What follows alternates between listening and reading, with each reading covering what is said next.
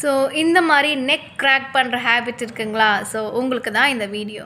So neck crack பண்ணுறது மூலமாக நிறைய பேருக்கு அந்த டைமில் ஒரு ஸ்ட்ரெஸ் ரிலீஃபாக, ஒரு ஸ்டிஃப்னஸ் ரிலீஃபாக ஒரு ஃபீல் பண்ணுவாங்க. பட் அதில் நிறைய காம்ப்ளிகேஷன்ஸ் இருக்குது. ரிப்பீட்டடாக நீங்கள் வந்து நெக்கை கிராக் பண்ணிகிட்டே இருக்கீங்க அப்படின்னா, ஸோ அந்த டைமில் உள்ளே இருக்க ஜாயிண்ட்டோ இல்லைனா வந்து லிகமெண்ட் சொல்கிற ஜவ்வோ இன்ஜுரி ஆகிறதுக்கு வாய்ப்புகள் இருக்குது.